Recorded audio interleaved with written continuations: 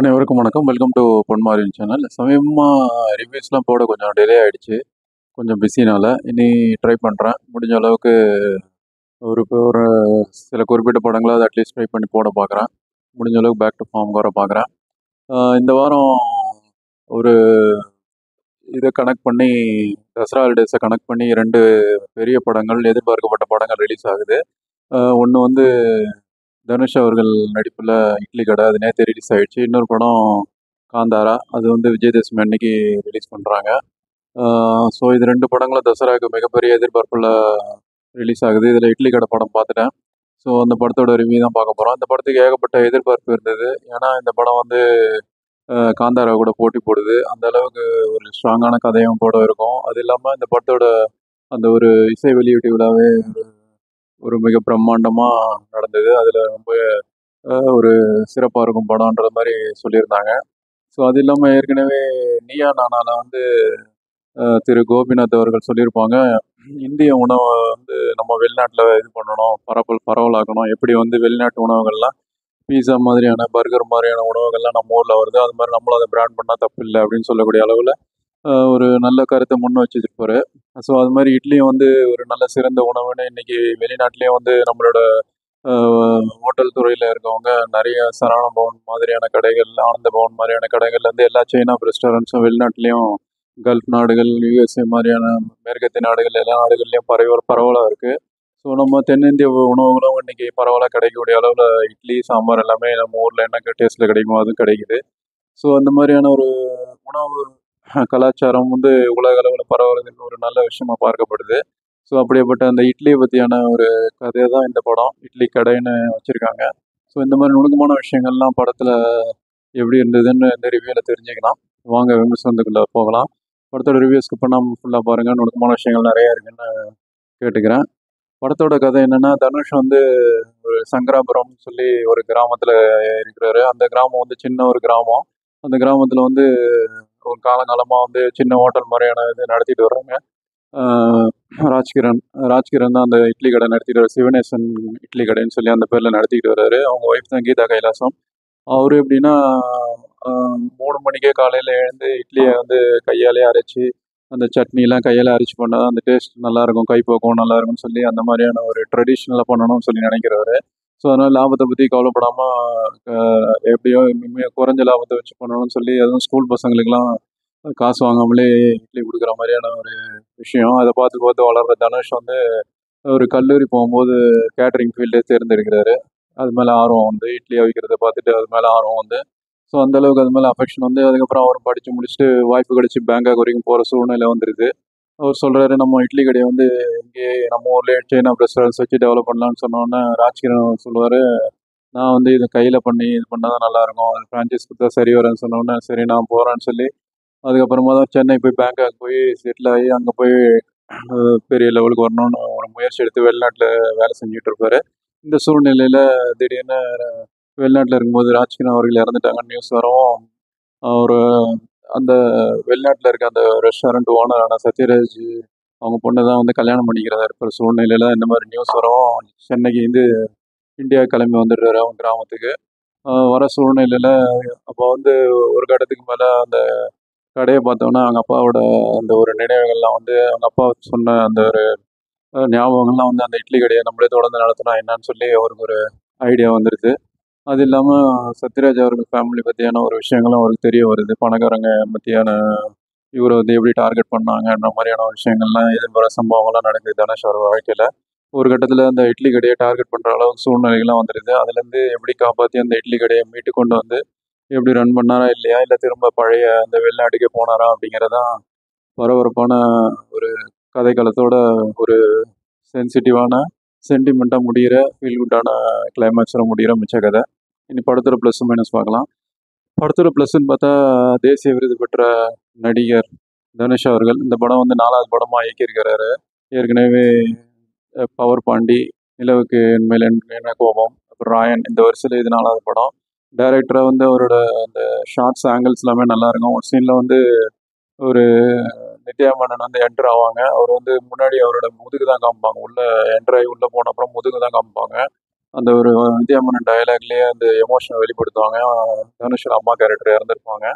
அதை வந்து ஃபேஸை காமிக்காமல அந்த கேமரா அங்கெல்லாம் நல்லாவே வச்சுருப்பாங்க. கௌஷிக்ன்றவர் அந்த படத்துக்கு கேமராமேன் நல்லாவே பண்ணியிருக்காரு.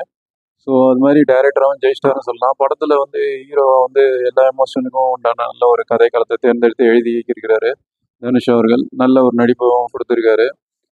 ஒரு ஆக்ஷன் சீன்ஸு, அப்புறம் டைலாக் பேசுறது, மாடுலேஷனு எல்லாமே ஒரு தேசிய விருது பெற்ற நடிகர்னு ப்ரூவ் பண்ணுறாரு. அதுவும் இல்லாமல் ஷட்டில் ஒரு நல்ல ஒரு கரெக்டான மீட்டரில் நடிச்சிருக்காரு. எந்த இடத்துலையும் கிரிஞ்சு தரமாக தெரியாமல் ஓவர் ஆக்டிங் இல்லாமல் ஷட்டில் பண்ணியிருக்காரு. ஸோ அவருக்கு இந்த படம் ஒரு சிறந்த படம் அவரோட கரியர்லன்னு கண்டிப்பாக சொல்லலாம். நல்ல ஒரு படமாக கொடுத்தது. அவருக்கு இயக்குனராகவும் நடிகராகவும் இந்த படம் நல்லாவே வந்திருக்கு. இனி இயக்குனரும் பல படங்கள் தரலான்னு சொல்லி ஒரு உறுதி அளிக்கிற அளவில் சிறப்பாகவே பண்ணியிருக்காரு. கேரக்டர் நல்லாவே இருக்குது. அது இல்லாமல் படத்தில் ஒரு முக்கியமான கேரக்டரில் வந்து ராஜ்கிரண் அவர்கள் கொஞ்ச நேரமே வந்தாலும் அந்த சிவனேசன் கேரக்டரை வந்து அழுத்தமாக பதிச்சிடுறாரு. நல்லாவே இருக்குது அவரோட போர்ஷன்ஸ். நல்லா ஓவர் சென்டிமெண்ட் இல்லாமல் நல்லா மீடியமாக நல்லாவே பண்ணியிருக்காரு. அது இல்லாமல் படத்தில் அம்மா கேரக்டரில் கீதா கைலாஷம் நல்லா பண்ணியிருக்காங்க. அப்புறம் நித்யா மேனன் கொஞ்ச நேரமே அந்த படத்தில் வந்து ஹீரோயினாக வராங்க. ஓரளவுக்கு தனுஷ் சப்போர்ட் கேரக்டரில் அவங்களே நல்லா பண்ணியிருக்காங்க. ஒரு நல்லாவே கெமிஸ்ட்ரி ஒர்க் அவுட் ஆகிருக்கு. அவங்க வந்து வர சீன் இல்லாமல் நல்லா ஜஸ்டிஃபை பண்ணிட்டாங்க. படத்தில் சின்ன சின்ன கேரக்டரில் வந்தாலும் கவனம் இருக்கிறாங்க எல்லாருமே. குறிப்பாக சொல்லணும்னா பார்த்திபன் அவர்கள், அப்புறம் சமுத்திரகனி அவர்கள், அப்புறம் சப்போர்ட்டிங் கேரக்டரில் இளவரசர் அவர்கள் எல்லாமே சிறப்பாக பண்ணியிருக்காங்க. படத்தில் வந்து வில்லன் கேரக்டரில் வந்து மெயின் வில்லன் வந்து அருண் விஜய், அப்புறம் அந்த பணக்கார அந்த கார்பரேட் வில்லன் மாதிரி டைப்பில் வந்து சத்யராஜ் கிரே ஷேடு உள்ள கேரக்டரு, அவரும் ஓரளவு நல்லாவே பண்ணியிருக்காரு. ஸோ படத்தில் வந்து ஷாலினி பாண்டேவும் சின்ன ரோலில் வந்திருக்காங்க.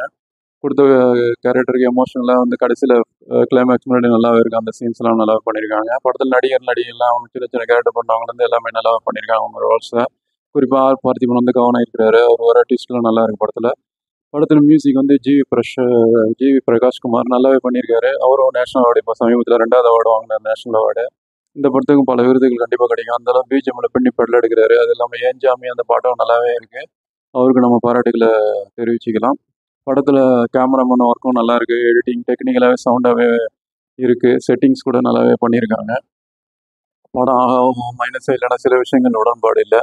அது என்னென்னா, ராஜ்கிரண் படம் வந்து கிட்டத்தட்ட வந்து 80கள் கலைக்கலங்கள் மாதிரி இருக்குது. ஏன்னா அவர் வந்து தனுஷ் வந்து வெளிநாடு போயிட்டு படிச்சுட்டு வந்து அவரோட படிப்பை வச்சு அவர் ப்ராஜெக்ட் கேட்டரிங்கை கொடுத்து ப்ராஜெக்ட் கொடுத்தாலே பேங்க்கில் லோன் கொடுப்பாங்க. அவரே இட்லி கடை டெவலப் பண்ணி அதே பேர்லேயே வைக்கலாம். இல்லை கடையை ஏற்கனவே ஒரு செயின் ஆஃப் ரெஸ்டாரண்ட்ஸ் பண்ணுறது தான் ஐடியாவாக தான் ஃபஸ்ட்டு சொல்லியிருப்பாங்க. அதே மாதிரி பண்ணியிருக்கலாம். அவரும் எதுக்கு திரும்பவும் பழைய ட்ராக்குக்கு போய் 80கள் காலகட்டம் மாதிரி அந்த மாதிரி திரும்ப வந்து கையிலேயே இட்லி மாவு அரைச்சி இது பண்ணி கை போக்கும்ன்ற பேரில் அதெல்லாம் வந்து இன்றைக்கி நடைமுறைக்கு சாத்தியமான்னு தெரியல. அது இல்லாமல் திரும்ப திரும்ப எதுக்கு அவர் வந்து அந்த குடிசையிலே இருக்கணும்னு நினைக்கிறாரு. இன்றைக்கி தீ பிடிக்காத ஒரு வீடுகள்லாம் கட்ட ஆரம்பிச்சிட்டாங்க. ஸோ இந்த மாதிரி சூழ்நிலையில் அவரும் வந்து குடிசை மாதிரியான அமைப்பு எதுக்கு இருக்கணும். தீ பிடிக்காத கூரைகள்லாம் நிறைய இடத்துல வந்து எல்லா கிராமப்புறங்கள்லையும் இன்றைக்கி நம்ம நடைமுறையில் பார்க்குறோம். இவர் கிராமத்தில் இருந்தால் கூட ஏன் குடிசையை திரும்ப பண்ணுறாருன்றது கொஞ்சம் யோசிக்கக்கூடிய லாஜிக் மிஸ்டேக் என்ன அளவில் பார்க்கப்படுது. அது இல்லாமல் இவர் வந்து சத்யராஜ் கிட்ட சவால் விட்டுட்டு சத்யராஜ் அவர்கள்கிட்ட சவால் விட்டுட்டு இவரும் பெரிய அளவில் டெவலப் ஆகி காமிச்சிட்டு அப்படி பண்ணால் தான் அடுத்த கட்டத்துக்கு போகிற மாதிரி காமிச்சிருந்தா ஒரு வளர்ச்சின்னு காமிக்கலாம். இவர் வந்து அங்கேருந்து வெளிநாட்டிலேருந்து வந்துட்டு திரும்பவும் கஷ்டப்படுற மாதிரி காமிக்கிறது, அதுக்கப்புறம் அவர் முன்னேறுவாரா இல்லையான்னு ஒரு கேள்விக்குறியாக முடிக்கிற மாதிரி ஒரு அந்த அளவுக்கு சாட்டிஸ்ஃபேக்ஷனான எண்டாக தெரியல. மற்றபடி படத்தில் வந்து நல்ல விஷயங்கள்லாம் நிறைய இருக்குது. அப்பா அம்மாவை பாதுகாத்துக்கணும்.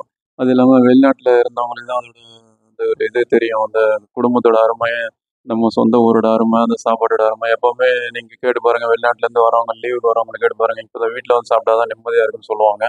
ஸோ அந்த மாதிரியான விஷயங்கள்லாம் எமோஷ்னலாக அது அனுபவிச்சுன்னு தான் தெரியும். நானும் ஒரு என்ஆர்ஐ தான்.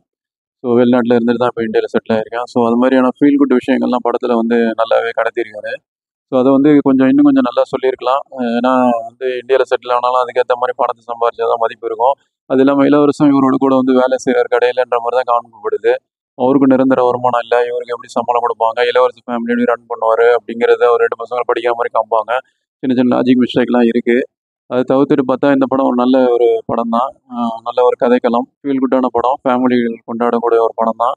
மொத்தத்தில் இந்த படம் எப்படி இருக்குன்னா, ஃபேமிலி ஆடியன்ஸை கண்டிப்பாக கவரக்கூடிய ஒரு படம். பி அண்ட் சீனில் கண்டிப்பாக சக்ஸஸ் ஆகிடும். படத்தில் சொன்ன ஒரு மெசேஜ் மட்டும்தான் கொஞ்சம் இதாக இருக்குது. என்னென்னா, இவரும் அடுத்த கட்டத்தை அப்பா அம்மா பார்த்த வேலையை பார்த்தா தப்பு இல்லை. பட் அதை வந்து அடுத்த கட்டத்துக்கு முன்னேறி வேறு லெவலுக்கு டெவலப் ஆயிடுவோம் அப்படின்னு கொண்டு போகிற மாதிரி கொண்டு போயிருக்கலாம்.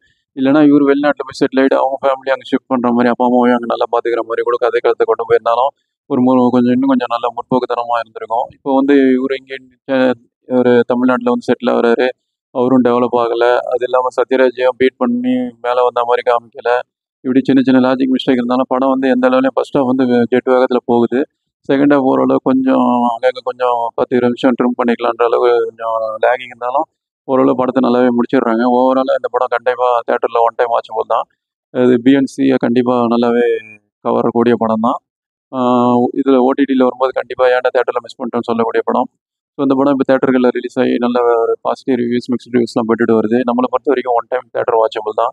ஃபேமிலியோட பார்க்கலாம். க்ளீன் நியூஸ் சர்டிஃபிகேட் படம் தான் இது. ஸோ இந்த விமர்சனம் பிடிச்சிருந்தா உங்கள் ஃப்ரெண்ட்ஸ் அண்ட் ரிலேஷன் ஷேர் பண்ணுங்கள். வேறு ஒரு திரை விமர்சனம் அல்லது முன்னாடி சந்திப்போம். அதுவரை நன்றி, வணக்கம்.